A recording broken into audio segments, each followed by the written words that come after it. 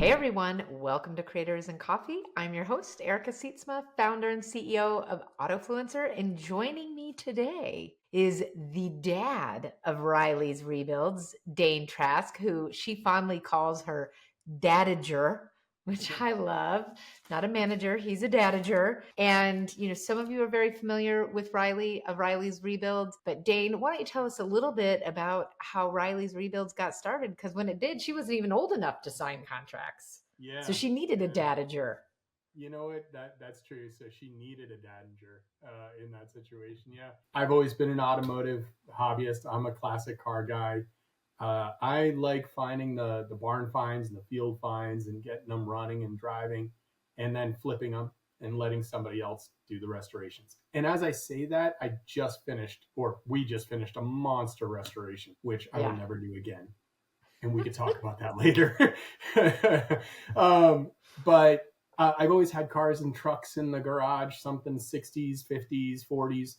So Riley grew up, right, just here and there. It wasn't like, she didn't come home from school and throw on jeans and run into the garage. But, I need someone to help me bleed brakes. Riley, get in the, car, start pumping 5 times, hold, Yeah. Yeah. it's just like, when you have a kid and you're a car person, that's kind of what happens. So when she was about 13, she started talking about getting her first car. And I am a firm believer that the kids should buy their first car. Just it gives them more responsibility. They feel, more connected to it. So at 13, she couldn't get a job. And so I put her out in the garage and I had a bunch of parts laying on the shelves from old projects that she would just polish, clean up, put them on eBay. And we had a deal. Anything she sold, we would split. She went through the whole garage, Oh cleaned my it out. gosh. I'm like, first of all, awesome. Cleaning out a garage. Fantastic. But then she ran into a carburetor and she was, how about this? I said, it's pretty intense, but I can teach you how to do it. So taught her how to do it. She made like $150 in profit. She was like making $20 on these other things. She's like, oh, I want to do more of Yeah. that. Yeah. So How do I get more of those? yeah, that sounds like a plan. And really, carburetors aren't that hard. Once you've done it, once you know where the parts go, once you know how to set them up, they're not that hard. So she got all the carburetors she could from my friends, rebuilt all those, sold them. She started going on Marketplace. She would I would drive her to local mechanic shops that we knew were kind of old school guys that I knew, and she would go in and negotiate with them and buy carburetors. And I'm condensing about 2 years in this Yeah. little quick Yeah. snippet. She was also a very high level soccer player. She plays goalkeeper, and she was playing for the Olympic development program and traveling all around the Southeast. And when we were traveling, she would just jump on Marketplace and find all the carburetors Oh my near where God. we were going, and we would come home with 20. She just cleaned Florida out of carburetors and realized she needed more. So she made a Facebook page, or I made it because she was only 13. She put a post out, hey, this is who I am. I've been rebuilding carburetors for a long time. I need more parts. I need more carbs. And it went viral. And like 3 million people hit it in Oh five my days. gosh. Crazy. I think we had like 12,000 messages on direct messenger. It was nuts. And she and I were traveling for soccer. We were in, I think, Virginia, and she said, I'm a marketing professional. That's what I do. And so I said, Riley, like, we got something here. This is Yeah. this Yeah. is like, there is a little spark right here. What do you think about making this into a business? And she was, at that point, she was 16. She's like, yeah, sure, great business. We just basically took every single opportunity that came out of that first viral and ran with it. So every Right. newspaper that called, every magazine that called, every podcast, every car show, every just granddad who had 3 carburetors in his garage that didn't have anything. He's like, I'm not going to do anything. Can I send them to you? Absolutely. We'll pay for shipping. Like, just took advantage of everything. And Yeah. that's how Riley's rebuild started. That's such a great story. You kind of quickly touched on it, but it bears, because the topic we're going to discuss So this bears repeating, your day job is not dadager, No. right? Your day job is you are a marketing professional. Yeah. You've been in marketing for 20 plus years. Oh yeah. So, Longer than you she's know born. the marketing side and so when it comes to the social is one thing and putting that together, and then obviously there's a business underlying it, right? The rebuilds of the carbs and then getting into actually doing some builds as part of the channel. And Yeah. you alluded to the very big one that you guys are building and bringing to SEMA, which I know we you are not alone on that. I can't tell you. Oh my God. We have another friend, Everything. Solomon from the Ford era. He was like, "What was I thinking with Oh, 2 builds?" no, seriously, like my body is broken Yeah, from doing this. Like I I know. have a hernia that I have to have repaired now. I have a torn Yeah. muscle in my Oh my finger. gosh. I mean, it's like I will I know. I know. aged like 5 years doing 4 month SEMA build. I know. I feel like the week after SEMA, so all the builders will be like, now Now what? what? Besides Yeah, getting caught up on sleep, besides getting, yeah, yeah. because it's not like you'll It's kind of sleep that much at after SEMA. party. It's that after party feeling. You're like, Yeah. oh, Yeah. Yeah. oh, One of the things, and this has come up as a side topic actually in a few recent episodes of Creators and Coffee. And then mhm. when you and I got talking, we're like, you know what, let's make this the whole topic Yeah, because whatever, I don't think everybody's watching the full YouTube episodes. I get it. People be busy. They just watch the reels and really want to focus on this because I think it is important for every brand to hear yeah, and every content creator to hear. What does it mean to work with a content creator if you are a brand? And great. how is it different Yeah, than working with a production agency? right. Because there's some confusion on what the brand should and shouldn't ask for, what creative control, Yeah, what edits should they get. And you and I were talking earlier, a lot of brands, their experience is, oh, we're going to hire a production agency to build a commercial, we're going to pay them 5 to 10 grand, or sometimes it's as low as right. 2,500, and they get to give all this is what we want. They usually Yeah, get 2 to 3 rounds of edits depending on the agency, but it is very defined of what they can and can't edit as part of that. And there's a quite large monetary sum being transferred. But then the brand only has an asset that they can only share on their social or on their website, which right, right, we know doesn't get great reach. We've got the data to show it. right.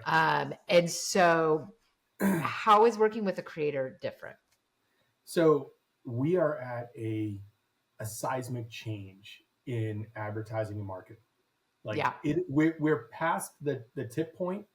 It is now going down that road where the big production network commercial, big paper print advertising campaigns, there'll be a place for them, but that isn't going to be. I think it's quickly going to be the minor part of a marketing campaign are those things. Right. And brands are now starting to realize, wait a minute, I can spend a fraction of that money and reach real tangible buyers, like real people who are as vested into our products as can be, right? Network, we talk about dead eyes, right? In marketing, right? Is dead eyes, right? Dead eyes are just people who don't care because this isn't their thing. It's not their jam. Mm-hmm.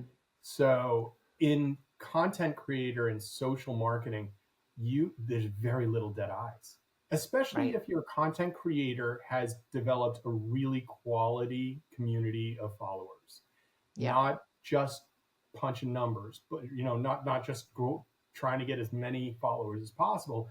They're quality followers, right? Right.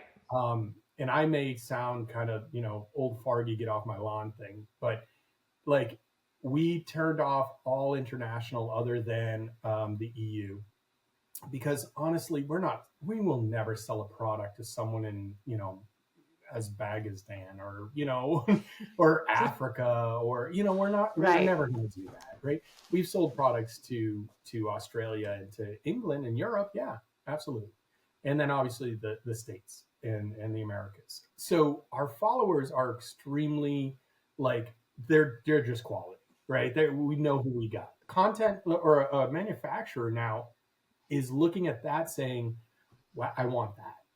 I want that. Okay. But we don't know how to work together yet, right? The company has 50 years of doing marketing a certain way, right? Where they come up with a pitch idea. Hey, let's put this part on this kind of car and show it going up Pikes Peak and doing this and that. They go out and find a production company. They sit down, they come up with their idea, they come up with the creative together, then they produce it. And you're right, you got a couple rounds of edits, and now you got a piece. That's not how content creators work, right? So when a company comes to a content creator, they're coming to that creator because of their followers, how qualified their followers are, how little dead eyes they're going to have. But they have to remember, you're coming to a content creator who grew a following a certain way, with a certain style and a certain type of content. As a company, if you have a certain desire, like I want the infomercial, Ron Popeil style, you have to find the content creator that does that. Because if you go to any other content creator and try to change them into that, you will have a backlash, right? Yeah. Where you will actually damage your brand and probably damage the content creator as well. And this is where I think it's really important for the creators to listen to this, because it actually hurts you as the creator 100%. more than even the brand, because it's your following that just lost faith in you. And just feels like, oh, well, they just sold out. They just jumped the shark. And there is a very fine line, and there is an alignment that needs to happen. And you touched on this quickly, but talk about the, you made the comment, like you're picking a creator, but they've built this following because they've got a certain style, and that following obviously resonates with that style, resonates with how the person presents the information or the types of builds or the types of content they have. What should a brand be doing? I can't think of a Ron Popeil type creator off the top of my head. I think that's when you just hire a production agency and an actor. Yeah, right. Exactly. Hire an actor.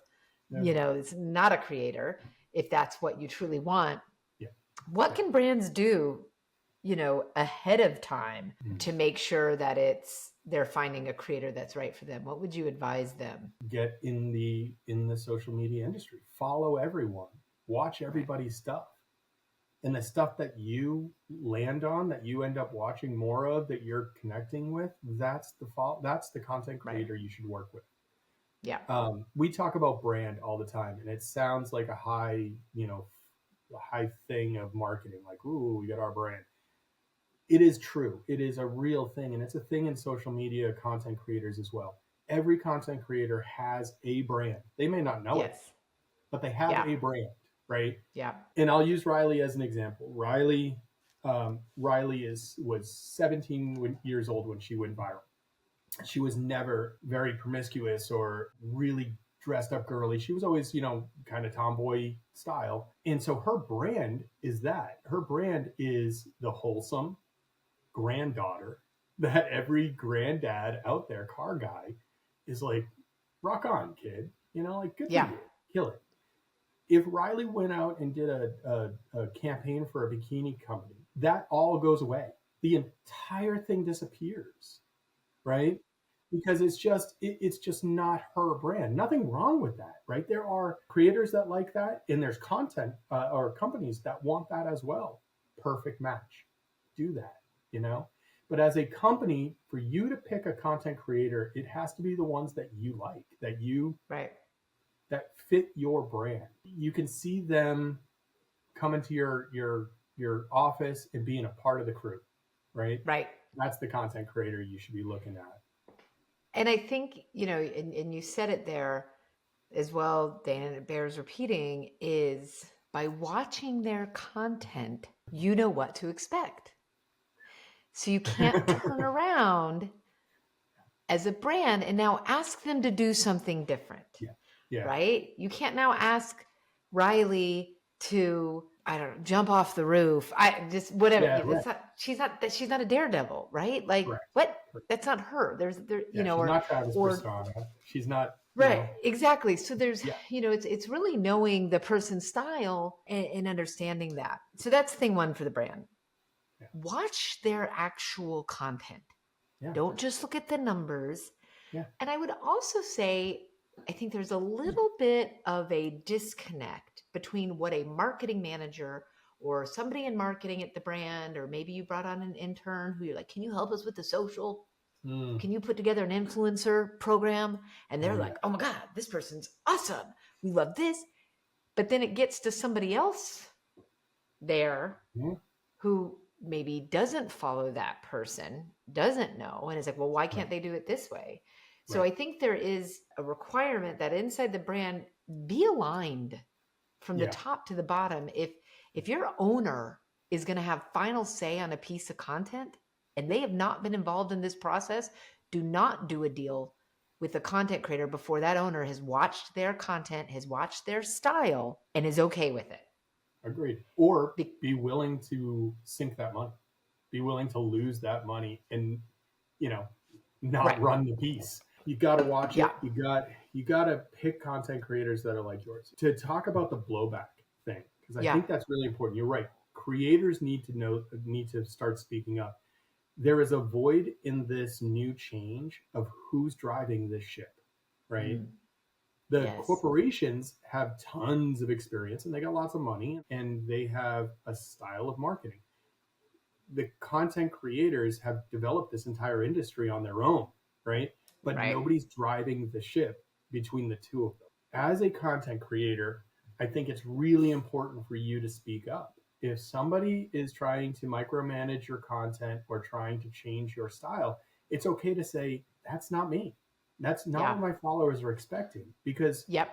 the concept of blowback, you have to protect yourself. You have to protect Yes. your follower. And if you don't, and you allow someone to turn you into the Ron Popeil of whatever, your followers will instantly see that something's wrong, something's Yep. different.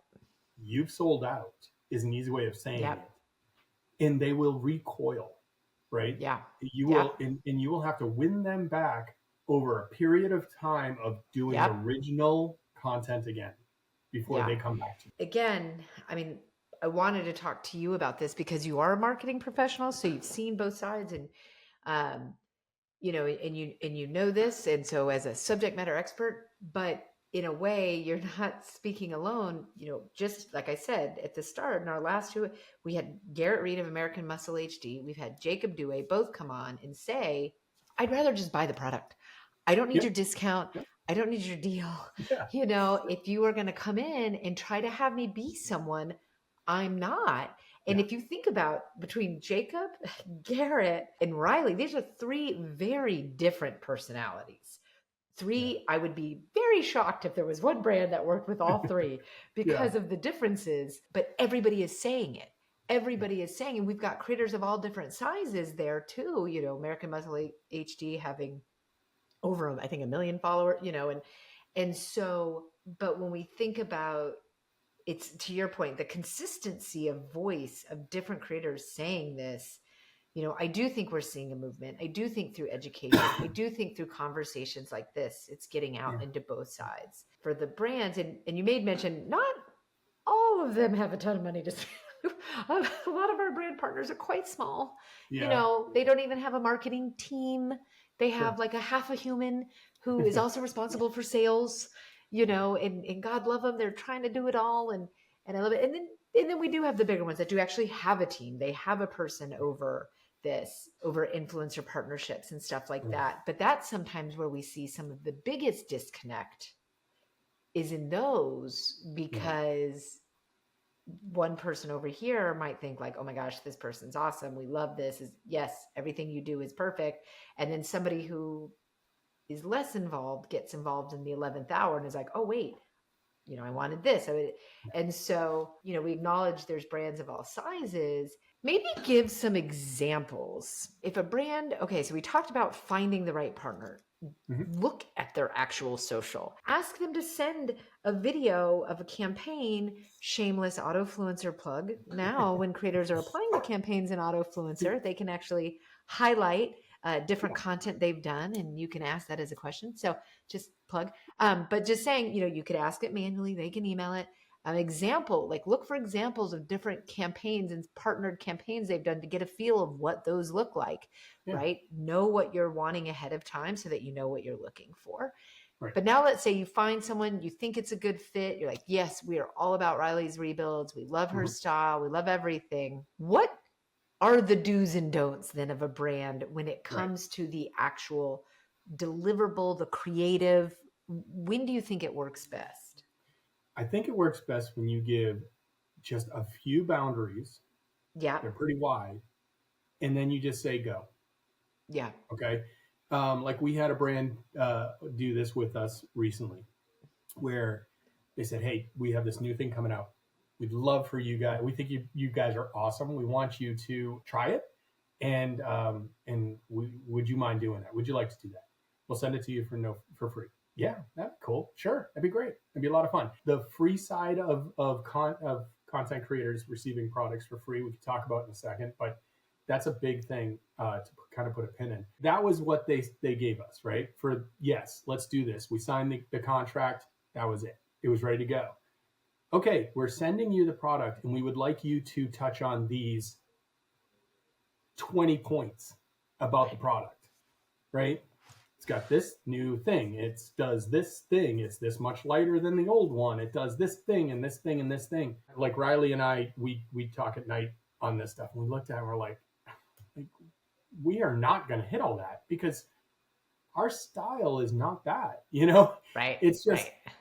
So we sent back to the brand and said, look, we're not going to be able to hit these bullet points. We will do our video the way that we produce, the content we produce, and we'll send it to you, right? And then you guys decide if that's what you want.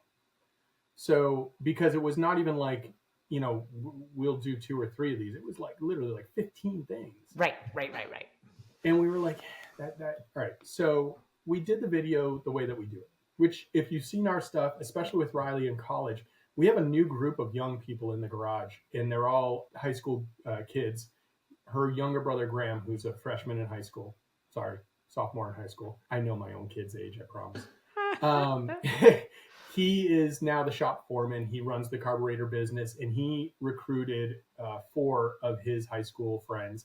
They happen to be girls, which is awesome because the Riley's Rebuild thing is about getting women into the trades. And so now with Riley gone, a lot of the content is me teaching them. Right. And the girls are fantastic. They love to learn. They're total sponges. But I'm not going to sit there and say, well, this is 19, ounces lighter than the old one. And this, this Right. thing has this dimensions and it's the triple X, Right. I'm going to say this is their brand new technology. It's really good. I want you to try this. I want you to try the old technology. The old technology is still pretty awesome.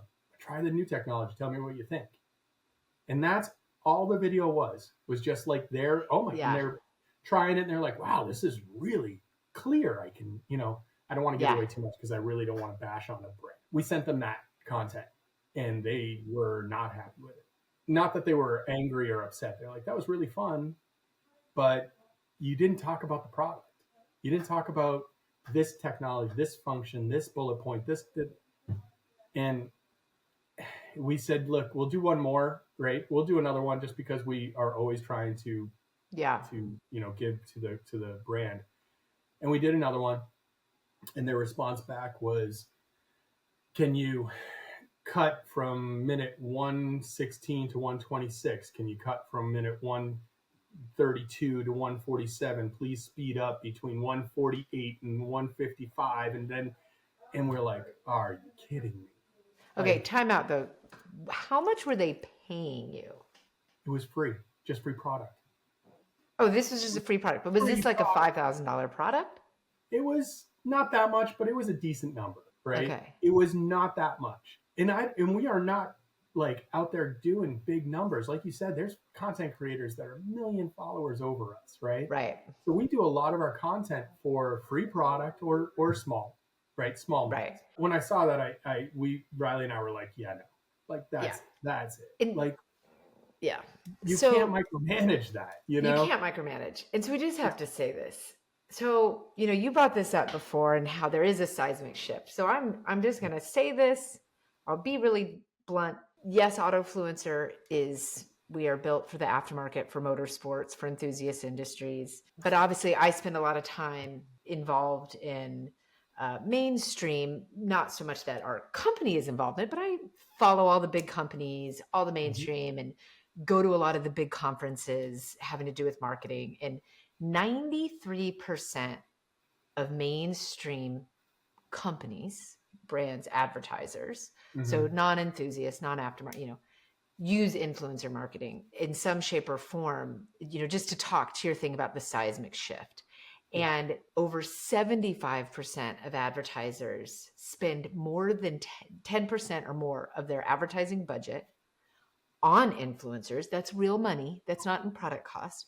Yeah. With 26% of mainstream advertisers spending 40% more of their entire marketing budget on content creators. It's going to go. And I can tell you right now, there is a reason they are picking content creators over production BS. Say these 15 things. That is a commercial.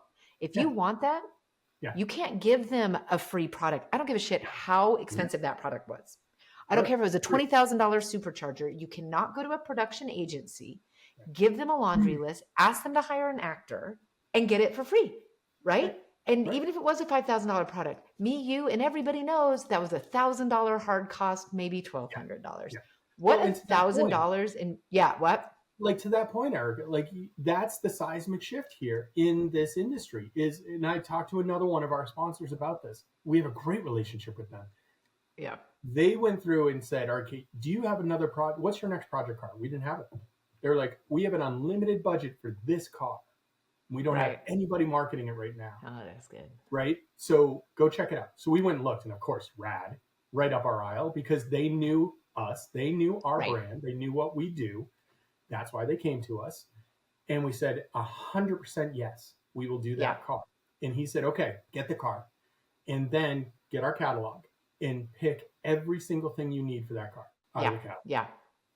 And we were like, whoa. Like when we did the math, it was like 15 grand in parts, right? Yeah. Just like that.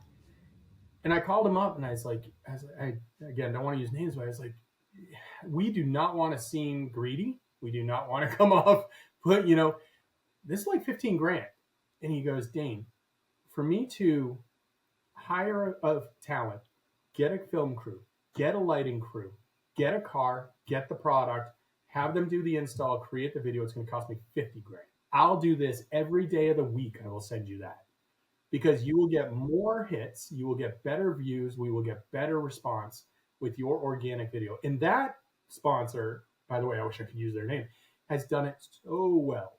Literally endless boundary, right? Well, we'll talk after. We'll interview them for Creators and Coffee. So then we'll have them and you can no boundaries. You can get no boundaries. Yeah. They picked a content creator that they loved, that they knew was a great match, and they just said, here's all the parts you need and let us know if you need anything else. And I will say there are a ton of brands doing that and they are doing it very, very well. And so it's important. And it's, look, like you said, this is new. We are all learning and, pulling cues from mainstream and knowing our industry as well. We do have it like in mainstream advertising, everyone is paid cash money plus product. Yeah. So our products tend to be a bit more expensive. So there is some kind of in between, it's fluid. But now with platforms like ours, being able to show data and be able to get that in front of the brands, so you can see like, look at this. And we can compare their organic social to what you can do. And they can see like, oh, shoot. Yeah. And just to what you saying that what that brand said, it's a no-brainer. No-brainer. Of what they would get. And they don't have to manage the headache because micromanaging is tiring. Nobody on your team wants to micromanage. Yeah. No, they don't have to do the editing. They don't have to do any of it. We will be forever with them the way that they've done this. I mean, he's like, when you're done with that project, call me. Let's talk about the next one. From a small content creator, we are not making a living on this, right? This is college money is what this is. This is putting Riley through college, right? Yeah. We don't need to make 6 figures here. Right. So getting free product, getting a little bit of money here and there, getting our travel costs paid for so we can Yeah. do more, networking and development. That's enough for us, right? Yeah. We'll Yeah. flip our product, we'll flip our projects at the end, and we'll make the Yeah. money there. And Yeah. that, you know what I'm saying? So Yeah. so For I sure. guess that's a really good kind of like a PSA, right? For this is we are not making a living doing this. This is fun for us. So we are not, maybe negotiating out as far as we can because we just honestly we don't want to have the responsibility of Right. producing for that. Well, and Uh, even but it is okay for creators that they are making a living. I would just Absolutely. say, if you're going to have a million asks, you need to do it ahead of time. And as a creator, before you sign anything and accept a product or accept money, you better know what the requirements are ahead of time. Right. And for a brand, to your point on PSA, if you don't tell them ahead of time, Yeah. you can't Don't- circle back after don't the add. fact and change the deal. Don't add. Like, That's exactly what that brand did that I was telling you about with the you can't do video that. edit cuts. If it wasn't in the Don't do that. contract, you can't do it. Don't do. And you know what? We weren't brave enough to say that's not in the contract. Right. We weren't brave enough to do that. Be Now, brave. You Be learn. brave. You learn. But yeah, no, you're right. As I guess that's a really good kind of both sides of the coin, right? So the creator needs to realize that they need to protect their following. They need to protect their brand. Make sure that they stay organic, that they stay true to what they've done in the past. Don't change for your brand that's coming to you to pay you to do something. Don't change. Just don't take them. Yeah. Right? Don't take it. I think a content getting better creator at saying no. Yeah, right. A content creator should be looking at the company as much as the company is looking at the content creators, right? Absolutely. From our standpoint, we have aligned ourselves with companies that are absolutely just key and lock with our brand, right? Yeah. Edelbrock, Moroso, AMD. These are long-standing, old school, hot rod, wholesome companies, family, picnics on 4th of July. We will not take a brand that's, black guns and bikini models because that's not us. That doesn't fit us. You know what I mean? Yeah. So as a content creator, you need to be looking at the company as much as the company's looking at you and saying, is that company the same? Aligned. Like, are we aligned? Would I go work for them? Right? If you wouldn't go work for that company, probably not a good brand for you to work with. Well, right? And that's a great point. That's a great place to end this, Dane. So, thank you for sharing so much. And it's such an important message. So just a few quick takeaways, right? Is number one, alignment. It's funny. We're actually doing a Smart AF post about this, right? For both brands and creators, make sure there's alignment on who you are as a brand, as a creator. Are your values aligned? Is your style aligned? Is there alignment? 2, get out all the expectations ahead of time, right? Yes. In order to empower that creator to say, oh, it's not how I work. Sorry. It gets real awkward if something comes up after the fact. And, and I would say, get it all in. We said this before, be really clear on what the expectations are. So both sides can decide if it's right from that standpoint. And a pro tip to the brands, don't have 20 things on the list, right? Unless that's you an have infomercial. That content creator. Unless you have a content creator that likes that. Yeah. Unless you can find a Ron Popeil, you can find that person. I don't know, that person's out there. Okay. And then, but get those things out there, give those creators the creative control they need to do what they do so that it resonates. Yeah. Right. I mean, you could take their content and put it on your page, but they're not going to be able to put it on their page because it will hurt them. That's right. And as a creator, be really aware of that. And again, I mean, that's really it, is that trust factor and letting them go. Like, it's different now. Times have changed. Yep. Find a creator that you trust and just let them have creative freedom to do what they do.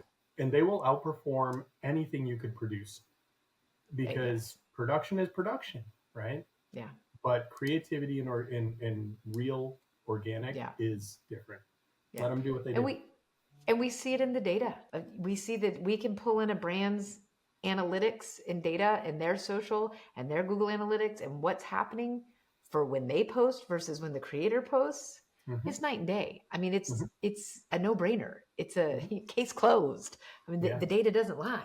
Yeah. And at the end of the day, if your goal is getting reach, getting connected with your target audience, this is one of the best ways to get there, you know. 100%. So, okay, 100%. Dane, thank you so much. And pumped to see all your upcoming builds. Oh God, we're going to be at SEMA soon. I hope you come by. Oh, And we will. We I will. may We have a will. stroke after day 2 or 3, so let's have the Yeah. conversation early, because I Yeah, swear to God, exactly. that was the hardest thing I've ever done. Oh, It's I'm so awesome. grateful. We're not even doing a booth. We did a sponsorship or we're having an event, but Come very walk around, grateful. have a great time. We do. Okay. All Yeah. right. See you later, Dane. Thank you so Okay. much. All Thank you. right. Bye.